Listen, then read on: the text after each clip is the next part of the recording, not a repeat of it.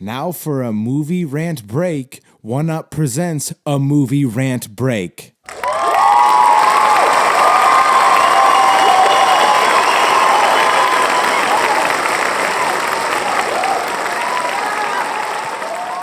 What's up, everybody? Welcome to the movie rant break. We're back today with a continuation of the Potter reviews. Got Anonymous back in the building. What's up, everybody? It's my studio audience. Great to see you all. What up? Okay. So today, naturally, we're reviewing Harry Potter and the Chamber of Secrets. Gonna hop right into this. It was directed by Chris Columbus, screenplay by Steve Kloves, based obviously on J.K. Rowling's novel, produced by David Heyman, starring Daniel Radcliffe, Rupert Grint, Emma Watson, Kenneth Branagh, John Cleese, Robbie Coltrane, Warwick Davis, Richard Griffiths, Richard Harris, Jason Isaacs, Alan Rickman, Fiona Shaw, Maggie Smith, Julie Walters, and a whole slew of other talented actors and actresses. Cinematography by Roger Pratt, edited by Peter Hones, music by John Williams. It was put out by Warner Brothers and released November 15th, 2020, or 2002 rather. Sorry. Jesus, yeah. 2022. Shit came out last year. Runtime of 161 minutes, and it is the longest Harry Potter film. I don't know why.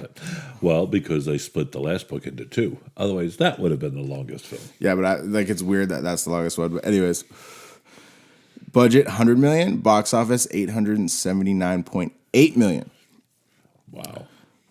It had a reception from IMDb 7.4 out of 10. Rotten Tomatoes 82%.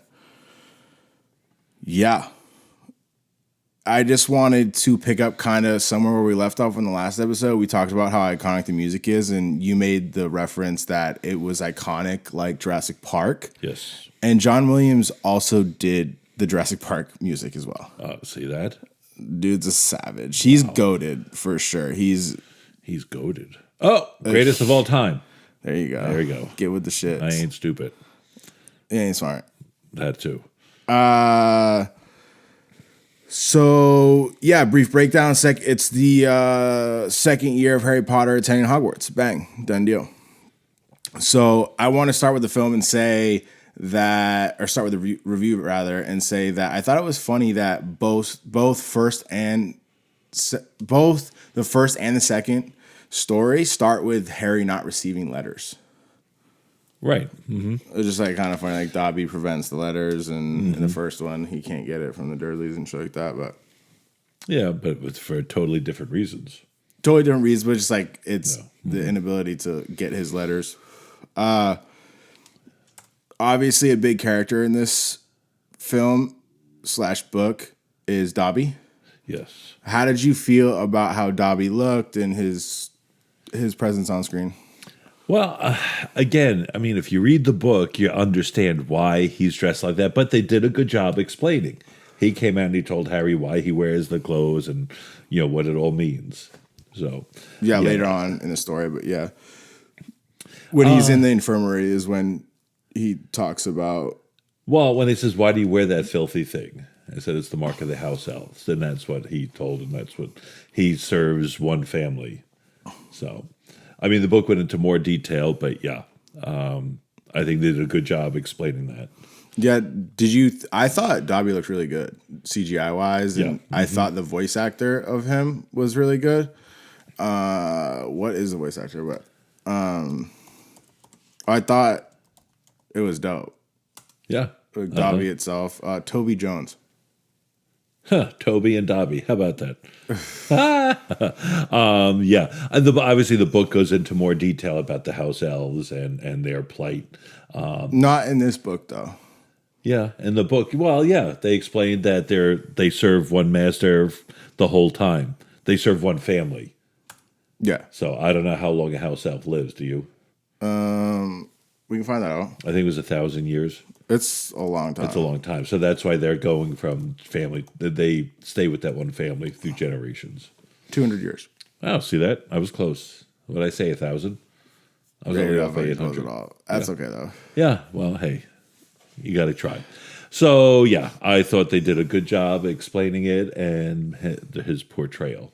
Yeah, and as far as the whole dynamic that Dobby plays in the story, I always thought it was odd that Dobby was trying to save Harry Potter, but he obviously stopped him from going through platform 9 3/4, and he runs into it, whatever. But the biggest thing that I thought was peculiar was the fact that he cursed a bludger that was borderline killing him. And if you're trying to keep Harry Potter safe, why are you like that? Seemed extra to me. But Well, I mean, injure him to get him out of there, send him home, that kind of thing. I mean, I didn't really know. You know, when you first see him, you don't realize that elves can do magic. now you do because of the first scene. But you see him, but but you didn't realize that they could do that magic. You know, he bewitched the cake to float, but they didn't, other stuff. It was kind of unusual. Yeah. Yeah, I mean, Dobby's character in general is just off base with his logic, so it makes sense. Yeah, But I just thought it was odd that.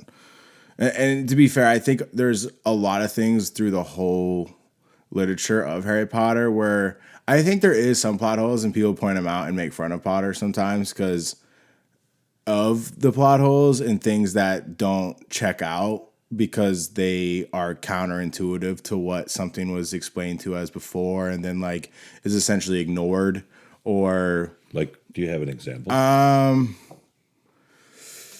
not off the top of my head at the moment because I'm not one that says that, but like for instance, like just weird premises like, okay, so why did Voldemort when he was in his reign not just have his basilisk like kicking it with him? Like why would he not have that with him?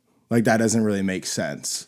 Because In his reign. before he tried to kill Potter and he was running around murking everybody before he attacked Potter, why didn't the basilisk? Why was it just chilling in the Chamber of Secrets? Because I would think he would want that with you when you're fucking people up. If it can just kill people by looking at it, I would have that shit with me all the fucking time. Yeah, but people see it coming. That's the whole thing. I mean, nonetheless, you'd still rock. It would still be with you. I don't know. I understand, but it's like, okay, the basilisk is with him, but you see it coming, so that was the whole thing. It petrifies people. It kills them when you look at it. Okay, so why just leave it in the chamber altogether? Because he couldn't get back into the school, remember? Okay. Remember? That's fair. Dumbledore was watching him, and he couldn't get back into the school. Okay. But there's shit like that, I guess. I mean, that's I just shot that shit out of that theory, huh? That was good. I fucked with that. Thank you. I'll be here all day. Not really. But yeah, I'm not the person that says that shit, but I've heard certain things where I'm like, yeah, like when there's so much literature, sometimes things are overlooked or I got one for you. Okay, so the diary. Okay, we're jumping to the end. But that's a Horcrux. So there's a couple things that could be said about it. One being, how come Potter wasn't affected by it when he was in possession of it, like Ginny was, and like how when the trio has Horcruxes, they want to do evil shit and they're cunts. How come that didn't affect him at all? Because he really didn't touch. The only time he touched it was in the Chamber of Secrets. But he was writing with it in his the copy. He wrote in it and brought him into it because it was still trying to pull him in. Yeah, but nonetheless, it's still a Horcrux that he's in possession of. Yes, but again, there was a Horcrux, but Voldemort wasn't even around at that point. Yeah, but it's still a super dark magic. It preserved himself. Was it a Horcrux? 100% a Horcrux. It was one of the 7. 100%. You're gonna trust. Okay, but remember, again, that's the first Horcrux. He preserved himself in there. Yeah, it was one of his Horcruxes, and that's the second thing is like to the point of the diary of it being spotty and unexplained is okay. So like to make a Horcrux, you need to make a human sacrifice. That's how a Horcrux is made. So allegedly, Moaning Myrtle was killed by the basilisk, did that act as the sacrifice to make the No, Horcrux? because that was way too early. How did the diary become a Horcrux? I guess. Later on, when he put he broke part of his soul and put it into all those different Horcruxes. It wasn't, he did one year and then 10 years later he did another. He did them all at once. I have to admit, I can't recall. I feel it explains it in probably Half-Blood Prince or something. Well, he wanted, again, he put his soul, part of his soul, into the Horcrux, into the diary. But they were still trying to get Harry Potter, and at that point, Voldemort still wasn't even real. At that point, say it again. Voldemort wasn't even real. The purpose of the Horcrux is so that he can live forever. Apart, if something happened to his body, he could come back as that. No, because I would make the argument that he did make that Horcrux when he was 16 because it preserved his 16-year-old body. So he obviously made that Horcrux at the age of 16 because that's what preserved him at that age. See, that's what I'm saying. Like, these are the type of things that someone could make claims that, like, what is the deal with this? Mm-hmm. And like I said, and excuse us, we haven't read the books in a while. We're reading through the books now. Well, I mean, I understand you could say that because that's what he asked Slughorn about. Yeah, when he was younger. When he was, So it could be he was around, but later on, when Harry found the diary, Voldemort was still a spirit at that point. Yeah. But it's just the notion that it's the 16-year-old Tom Riddle. Yeah. But again, the Horcrux that made them do evil shit, they were wearing. Yeah, but it was the just locket he had on his body, the diary, he wrote in it and then he put it down. He wasn't carrying it with him the entire time. No, that's fair. I'm more leaning towards like, what's the deal with what sacrifice was made? Because did the basilisk kill count, or like did he just kill somebody else or something? Because that's how Horcruxes are made. So it could have been. Then it could have been Moaning Myrtle, and that's what it was. So it's just so that's the claim that I like. Things of that nature. I mean, I don't even know if that's something that someone's ever said, to be honest. But shit like that, where it's like, wait, what the fuck? And excuse us, we haven't read the latter end of the books to get some of this details. Because a lot of that comes out, obviously, later on, like Half-Blood Prince. But shit like that. Yeah, so back to Dobby. Mm-hmm. I just thought it would be interesting to think about how much would have changed in the story if Potter asked or knew which family Dobby served when he was warning him not to go to Hogwarts. Like if Potter knew that he was from the Malfoys, what kind of trajectory the character would have went on, and just like he would have been more suspicious and just kind of, I don't know. I just think it would have changed the story a lot. I don't know, because Dobby was trying to help him. I know, but think about this, like when Lucius Malfoy and Draco meet up with Potter in Diagon Alley at like the bookstore, like I forget the name of it. It's like Flourish and something, whatever. Flourish and Bottom, I believe. Something like that, yeah. He might have been more alert if he had known Dobby was the house elf of the Malfoys, and maybe would have saw Lucius, whatever the fuck his name is, put the diary in Ginny's cauldron. And it's funny, in the movie, when the switch happens or whatever, Potter acknowledges that something looks weird when Lucius puts the diary back in the cauldron in her other book, right? On one of the frames, Potter's looking and does a weird, what the fuck, is there a second book type look? Mm-hmm. Like he noticed something was different, and then it just kind of switches off him. Right. But just the whole notion of if he had known, maybe he would have been more alert and things would have transpired differently, I guess. Good. Well, dude, you can say that about any fucking movie. If this happened here, every movie would change, but... Fair. You don't have to be a cunt. Well, I'm just saying. I mean, you can go there with every fucking movie that's ever been made. I know. I'm just talking about in this detail. Well, I'm just saying. Yeah, you could do that with every fucking movie. Okay. As I you said, don't have to be rude. 4 fucking times. Okay. So, moving on. I love how the Burrow looked, the Weasley's home. Seeing that on screen the first time, and you get your first look inside of a wizard's home. There's dishes cleaning themselves, and just a lot of non. Yeah, the knitting needles are knitting themselves. Yeah. Just that's kind of shit that I think big fans appreciate and people that aren't fans of the franchise don't appreciate. Like, I like the little sentiment of like dishes being cleaned on their own and shit. It's just like a nice Well, again, sentiment. yeah, he's it's okay. It's a wizarding family, but they're lower middle class. Wow. They're actually low class. Yeah. Well, I was trying to be nice, but way to go. I love the They're Weasleys. trailer trash. So They're burrow trash. They're burrow trash. yeah, as opposed to the other pure bloods, which are they think they're better than everybody else. The Malfoys.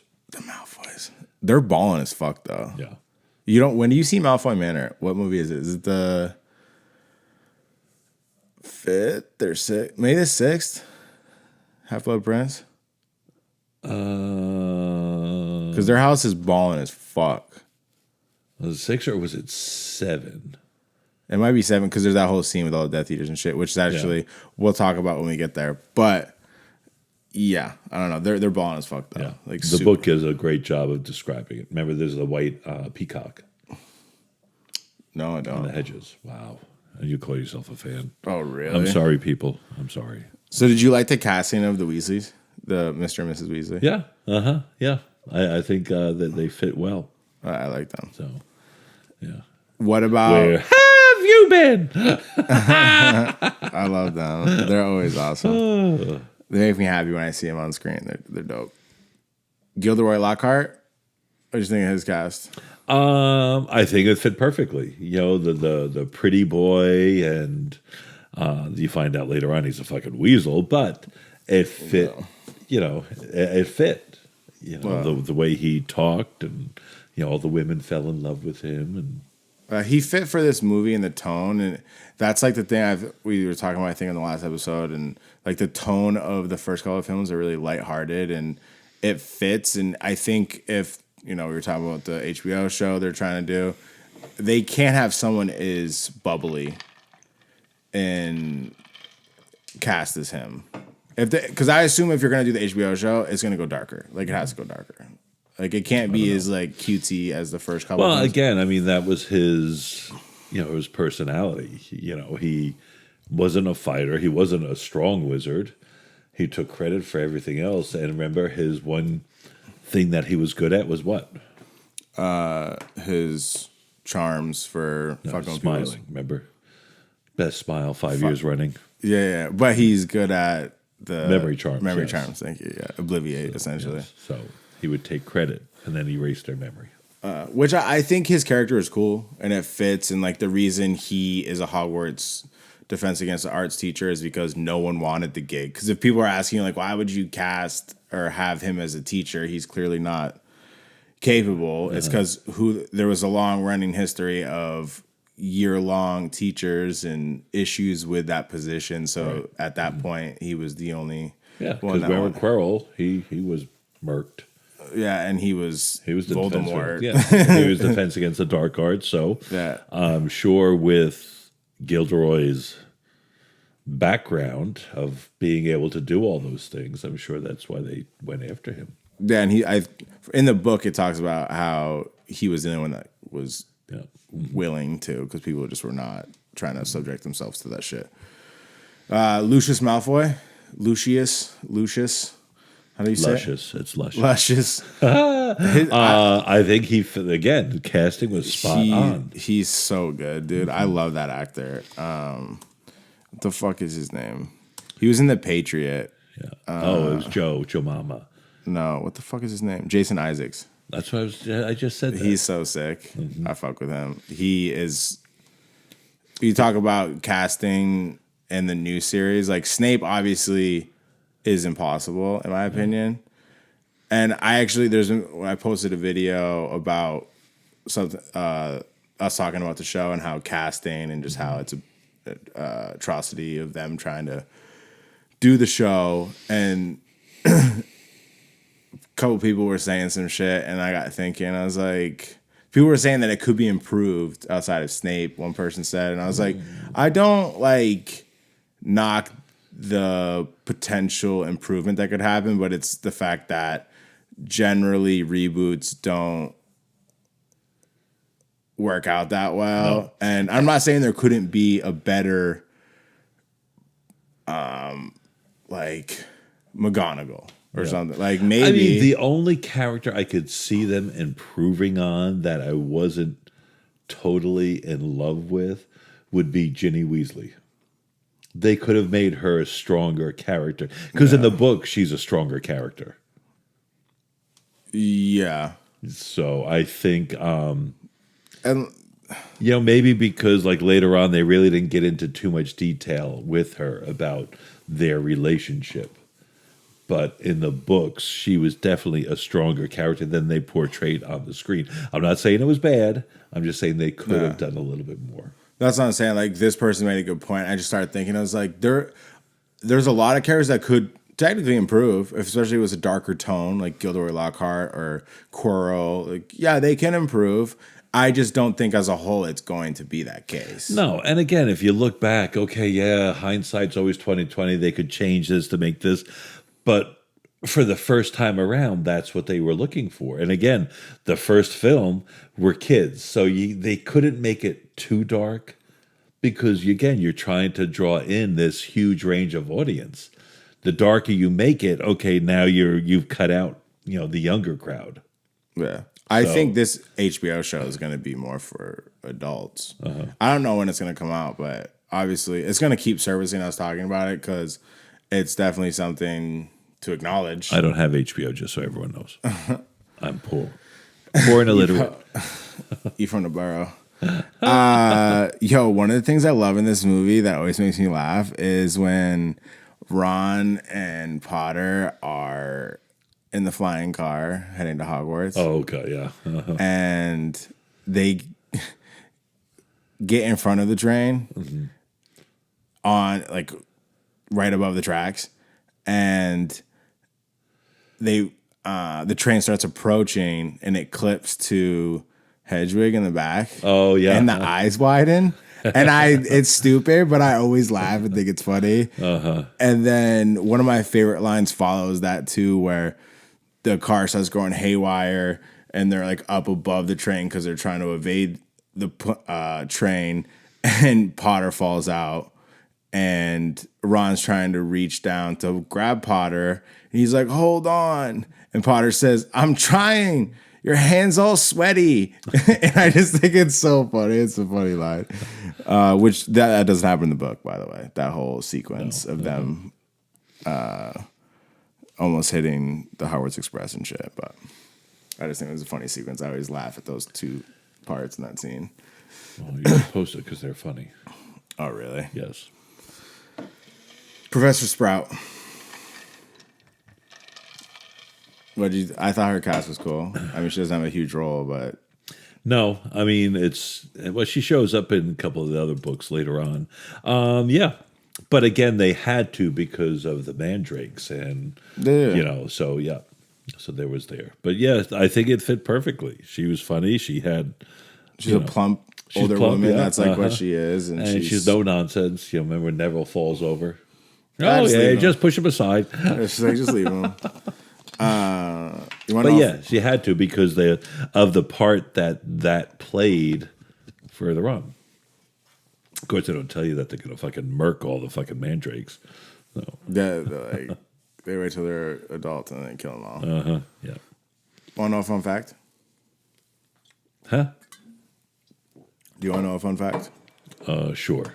Do you know what? Or before Dumbledore was headmaster, he taught Transfiguration. And I thought about Fantastic Beasts. Right? I think it was the most recent one where he's teaching a class and he does the Bogart lesson, which is taught in Defense Against the Arts in movie 3. Yeah. It was also taught, I think, in movie 3, Fantastic Beasts. And I'm like, isn't that a Defense Against the Arts lesson? I would assume. But it's how to defend against a Bogart, yeah. So I just wondered did they ignore the fact that Dumbledore was a transfiguration teacher because he was teaching Defense Against the Arts in that movie? I can't recall, but it just seemed like it was a Well, that is a fun fact. fuck you. What's your take on the mudblood slang? Oh, that was horrendous. I can't believe they used that fucking foul language. Mudblood. You filthy mudblood. I mean, think that it's because they don't have magical blood, really? I want everybody, when they hear mudblood, to think cunt. That's offensive. So, like, I'm going to just say mudblood is cunt. No, not because there are male mudbloods. It's not a term you hear in civilized conversation. Yeah. Who said that? Hermione. Wrong. Ron. No, wrong. It was Hermione. Fuck You don't even you. know. You're just throwing out fucking names. Good Lord. There was a lot of discrepancies in the book compared to the movie. Like, weird things that were changed. Like, in the book, Hermione didn't know what mudblood meant. Who told her? Hagrid and Ron in the hut when they go down there, because okay. that's when they talk about it, when Ron is puking out slugs. Right. But she didn't know what it meant when Malfoy said it to her the first time. Well, and that makes sense because why would she? She came outside the wizarding world. Yeah. Well, yeah, there are other things in the book that in the they show in the movie, but they don't explain it, and you're wondering what the hell, why? But they sort of just glossed over it, and if you didn't really think too much about it. Yeah, there's a lot of that happens, especially later on with the later films. Well, I'm talking about this film. Really? Like, why was Hagrid carrying chickens? Roosters? Or roosters? Roosters, because that's what Basilisk kryptonite is, essentially. Wrong, Mr. Potato Head. No, that's correct. No. The roosters were murked, remember? By Ginny. Yes. And she used the blood to write on the wall. And Hagrid found all the roosters. He was bringing it to tell Dumbledore. No, the roosters, okay, listen. The roosters, okay, so basilisks are born from a chicken's egg hatching beneath a toad. How big a toad? And apparently a basilisk only flee from a crowing of a rooster, which is fatal to it. Mm-hmm. In the book, Hagrid's roosters were killed and was thought to be foxes or some other wizard world creature, but it was Ginny. Right. So Voldemort had Ginny kill the roosters because that was the only thing that could essentially fuck with the basilisk. Right. And then she used the blood to write on the wall. When I was reading the book, she used paint. It wasn't blood. I could be wrong, but that's you're wrong. I think that's what the blood was for. But anyway, we digress. So in the first review, we were talking about the CGI and the Quidditch issue of how it just didn't look that great. And I thought there was an improvement in this film visually. And I just thought there was better CGI, and it added, like with the Quidditch shit, they made the whole shit seem a little better because there's people in the stands and there's more things to look at, more like a sporting event. In the first film, it's kind of bare. It's just like the air and some hoops, and it looks shitty. But this definitely, they amended some things and just made it look better. The CGI was better. They didn't like hone in on shitty CGI. They did a good job like masking any. Well, again, as you know, the series is progressing, they're putting more money into it, better technology. I mean, even it was a couple of years between 1 and 2, correct? One. It was 1 year. That was it? Yeah, they did it like back to back. So, yeah, but technology keeps improving. So, yeah. Yeah, and that happens throughout, except in what is it? Hagrid's brother. That's a troll. Oh, yeah, that was a bit much. Oh, what was his name? I forget, but that CGI is so bad. I think it's Order of the Phoenix. Yeah, it's Order of the Phoenix. Mm-hmm. That looks terrible. Yeah. So the fuck. I was going to say Rupert, but it's not Rupert. What the hell is his name? I I forget. You want to look it up? No, that's okay. Let's save that for film number 5. Really? Grop. That's right. Grop. Yeah, GWAP. GRAWP. GRA. Yeah, WP. So, Moaning Myrtle.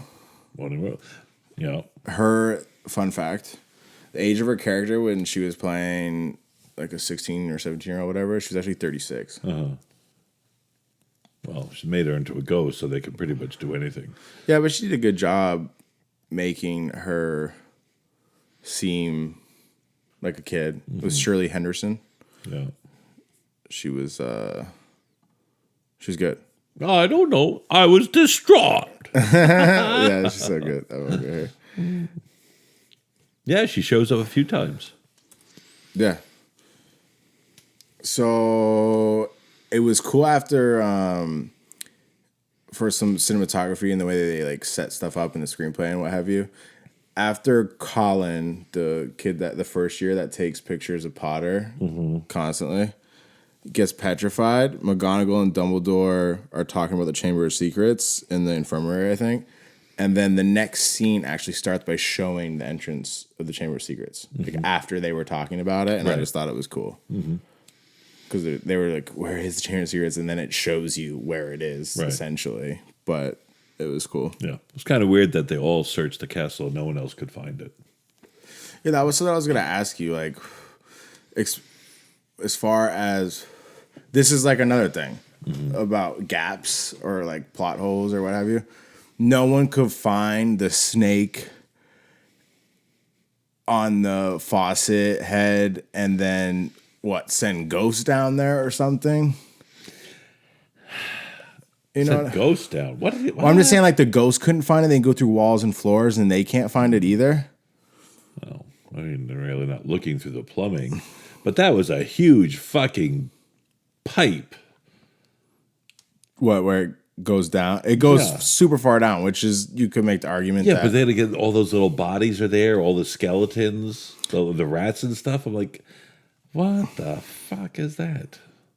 Yeah, that's apparently what it was eating, I guess. And that's like the other thing you could say, like, how did this basilisk just keep eating rats for... Or was it hibernating? I mean, maybe it's... That's what I'm saying. What? Well, it was locked in the Chamber of Secrets. Because maybe it said somebody opened the Chamber of Secrets for it to come out. How did it survive for 50 years? Who knows? These are the type of questions that people like to address, and I'm like, you could make certain claims and say it's because of this, it's hibernating or whatever, but it's like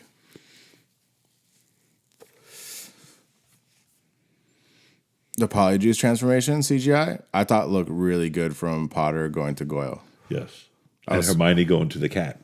You don't see her transform though. No, but she turns out she looks like a cat. I mean, that was all practical effects though. Yeah. So, and a side note, when Potter and Ron switched to Crabbe and Goyle, in the book, their voices change with them, right? And in the movie, they act like they need to change their voice, which is counter to what happens in Goblet, because the character has his voice. Does he, or is he disguising it? No, that's his voice. What's his name? Professor Moody. Yeah, Moody. Or was the guy who transformed into Moody, is he disguising his voice? No, because Moody's in the other films and he's talking like himself. That's what I'm saying. Like, I don't know why they changed that. But again, Gary, but you're missing my point. You said, they had to disguise their voice. Well, maybe the guy who transformed into Moody was disguising his voice. You don't know that the voice automatically changed. Well, in the book, it wasn't a thing. They didn't have to disguise their voice. Okay. Hey, this is J.K. Rowling shit. Okay? In the movie, I thought was kind of funny and it sounded cheap was the noises the spells made.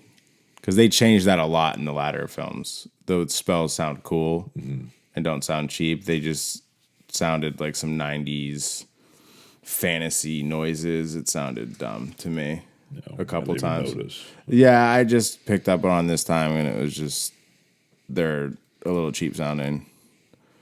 But I did like how the petrified students looked because apparently they made wax full replicas of people. Right. That's how they looked that way, and I thought that looked really cool. How did you feel about how Aragog looked? Well, I mean, yeah, CGI, Was it, or was it like a a big puppet. type thing? Yeah, I think that's what it I was. don't know. When all the spiders were coming down, it looked real. Right? Yeah, but that was all CGI. Yeah, Aragog was a puppet, I believe, but scary enough. But I thought they did a good job keeping it shaded enough so it didn't expose the fakeness of it, you know? Right. And yeah. Did you I liked how the Chamber of Secrets when it opened and the whole like construction of it and the unveiling of when they open it and how that all the mechanism worked and stuff. I thought that was really cool how that I think the door was kind of hokey. I mean, You you can did? see the snake going around. It was on a track. You can see that. I thought they were going to try and make it more lifelike. I'm talking about when they open the chamber. Uh-huh. Are you talking about the door? The door. Uh-huh. Oh, I was talking about in the bathroom. Like when the bathroom opens up the bottom where they like go down the pipes. Like that whole sequence I thought looked cool. Yeah. Uh-huh. But you didn't like the door? No. Mm-mm. Because that door comes back in Deathly Hollows. Yeah. Mm-hmm. It's still there. Yeah. I mean, I don't see why it wouldn't because the chamber was still there. So.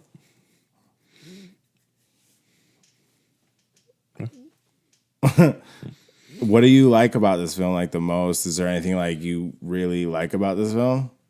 No, it's just it continues the story. I didn't see any weak points at all, really. So it just continued the story. I think it followed along. I didn't see any weak spots. Did you think it improved from the first one? No, I think it just continued on the same trajectory. I think yeah. Because I thought like the overall CGI was a vast improvement, and I thought the kid actors were better. And Oh, yeah, because they're older and they're getting better. I'm sure, they've had more time to adapt. As they get older, they understand more. the the chamber of secrets in the grotto area, I think that looks so cool. Where it's got all the snake heads along the grotto and stuff. I thought that looked really good. And I liked how when Voldemort or Tom Riddle writes his name in the air and then shows it says I am Voldemort. Right. I thought that was cool. Yeah. Like it spells out. It's shout out to J.K. Rowling for being clever. She does clever shit with writing, but I thought that's cool that it is a what do you call that? Like an anagram or something? Is it an anagram?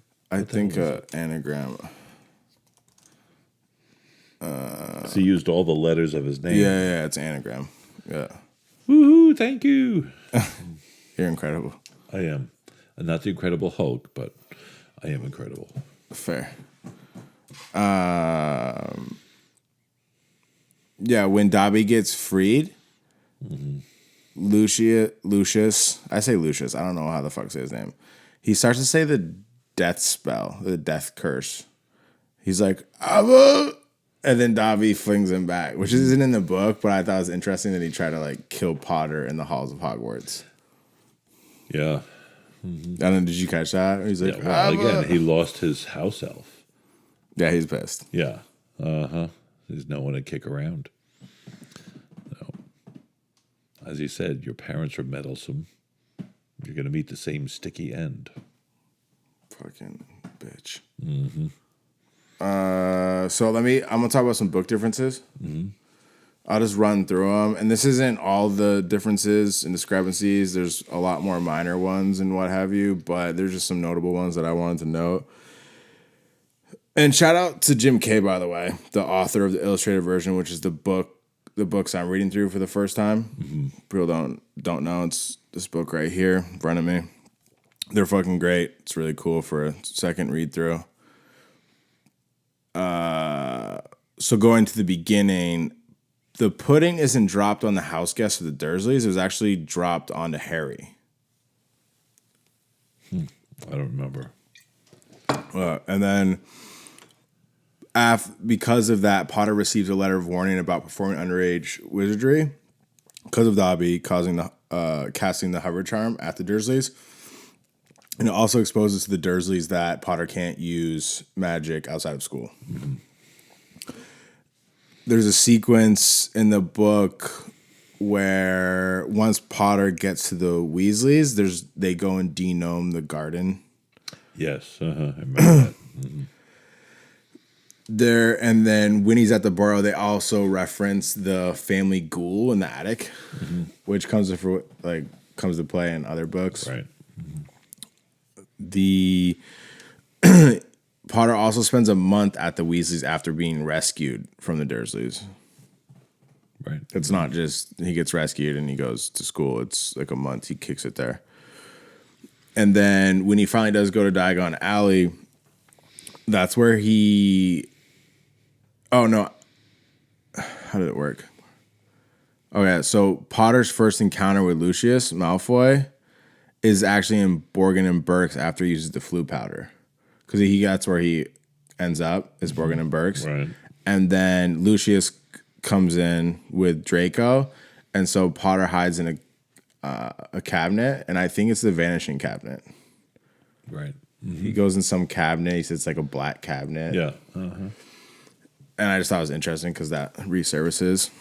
And so that's his first run-in with them, and he sees the Malfoys selling poisons to avoid getting in trouble with the Ministry.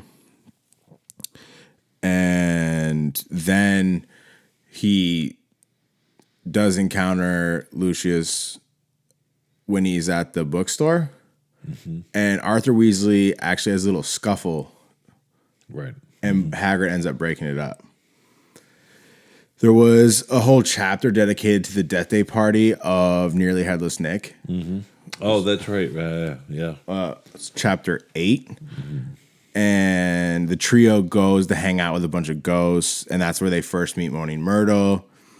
And on their way from leaving that party, because I think it's on Halloween, it's like Nearly Headless Nick's 500th death day. Right. Wasn't all the food like bad and spoiled? Yeah, it was like rotten and stuff because they can almost taste the food when they like fly through it or whatever.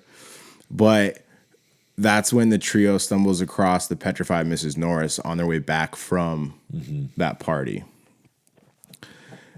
The Professor Binns, the history of magic teacher, is not included in any of the films. And in this book is the one that explains the Chamber of Secrets to the kids, where in the movie Professor McGonagall does. Right.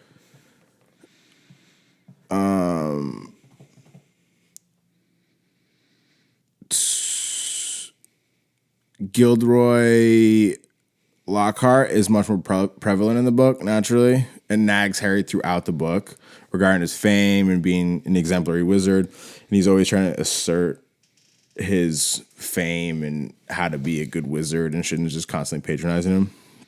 He's also the professor that allows Hermione to sign out the book from the restricted section that allows them to get the recipe to brew the Polyjuice potion. Okay. And there's also a sequence in there where Hermione has to steal some ingredients during potions class from Snape's cabinet. Mm-hmm. And there's like this distraction that they do and stuff, but it's just kind of interesting.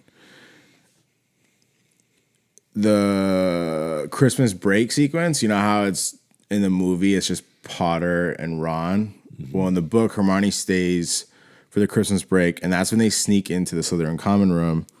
And Hermione was going to change into a student who had left for Christmas break, and she was just going to tell people that she had come back from break, which would have been a stupid idea.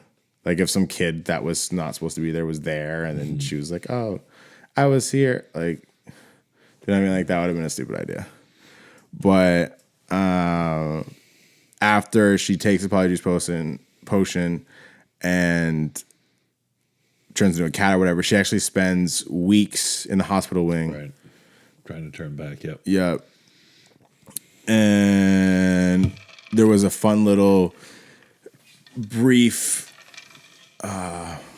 tidbit when Potter and Ron go to the Slytherin common room. There was like this news clipping from the Daily Prophet that was cut out, and it was elaborating on the fact that Arthur Weasley was fined 50 galleons for his flying car, which is just interesting. On Valentine's Day, Lockhart had a bunch of dwarfs with wings deliver Valentines throughout the school. Right. It's like half a chapter, and there's like all these dwarfs going around like delivering Valentines. It's kind of weird, but when Hermione gets petrified, there was also a girl from Ravenclaw that was petrified, which was Percy Weasley's like girlfriend. That's right. Ron and Harry's first encounter the enchanted car in the Forbidden Forest before reaching Aragog. And then Ron and Harry get captured by spiders and brought to Aragog. And then Aragog has a wife that he mentions, which I thought was interesting. I forgot. When Fox enters the Chamber of Secrets, he perches on Harry's shoulder until the basilisk is summoned. And then like flies away because the basilisk is coming. And also the sorting hat is flung into Potter's possession when the basilisk is flailing around. And Potter catches the hat and then puts it on, and then like a thud hits his head, and that's where the sword comes from. It's not like on the ground where they picks it up. They don't fly out of the cavern; they fly back through the pipes to the girls' bathroom. Because in the movie, it shows them flying out from like a cavern of sorts. And then Mr. and Mrs. Weasley are present when they get back with Ginny in return from the Chamber of Secrets. Yeah, do you think the Chamber of Secrets was in a good location? Like, why wasn't it in the boys' bathroom? Was it, you think, like a... I don't know. I thought it was a good location, yeah. I mean, no one found it, so I guess it was. But yeah, that's like what I pulled from the book and the differences and shit like that. Interesting, somewhat. Oh, yeah. Yeah, I haven't read the book in a few years, so can't really add too much to this. So. No, so I'll lay it out so you and everybody else can enjoy or learn from at least the shit that I pulled from it. But yeah, so what is there anything you like best about the film, or anything you didn't like about this film or the story? Like anything you like in this story particularly or don't? Well, it followed along. I think it was solid all the way through, and just take the story to the next level. Yeah. Or the next chapter of the whole Harry Potter saga. Yeah, I would consider this also kind of in line with an origin story. Like, I think the first two films are just origin story-esque. Like, they're almost like one origin story almost. 'Cause I feel like the third one, shit starts to get a little more involved and more interesting, personally. Yeah. I mean, I liked it. It just, I wouldn't consider it an origin. I think it added more depth to some of the things we already knew and brought in a few other things that we did not know. No. I thought it was interesting. Like, my favorite thing about this is the fact the basilisk is cool, but the notion of how the Horcrux comes into fruition later on and how there's like ties to that. And I think that's, to me, what makes this kind of the most interesting, and how it like comes back to the Chamber of Secrets. Not to spoil anything, but it's kind of cool. There's like something that has some longevity with the entirety of the story. You know, the Chamber of Secrets is like a thing, and what happened there was relevant and Right. resurfaces. Oh, yeah. Overall, I think this is a smidge better than Sorcerer's Stone and fixes some of the eyesores with the CGI and just the acting got a little better. And I still think it's a great movie despite people feeling a major disconnect with the younger characters and actors. But I think it's all part of the character building, and I think the character building and the whole developing the story is unparalleled. I mean, including the whole saga, but. What you gonna rank this film? You got anything else to say about it? Like, No, I would stick with the 8. I gave the first one an 8. I'll give this it was one a an 9. You Did gave it I? a 9. Oh, You giving this one an 8? no, I need to keep my ranking in front of me. I would stick with the 9. It continues on. There wasn't any weak points. They did a good job explaining what they did show. Okay. Fair enough. I'm gonna go a 10th up and give it an 8.9. I think it's a little better. Still, I get why how shit could be better and whatever. But it's a cool movie. Great movie. I think I really enjoy it. I can see how people don't fuck with it that much. Like, Well, again, it's still kind of kiddie-ish and no, I get it. that kind of thing. It is what it is. But all right, dude. You good with it? Yes, I'm good with it. We can close it out. Thanks for coming on the show. Oh, no problem. No problem. I think we covered it. I think it was good, right? We got it? Yep. All right, cool. All right, well, thanks everybody for listening to this episode. That is Harry Potter and the Chamber of Secrets with my guest Anonymous hitting it with a 9 out of 10. Your host hitting it with an 8.9. Thank you, everybody. Hope everything's well in your life. And we got more episodes coming with the Harry Potter shit. And I'll check you next episode. Deuces. Peace out.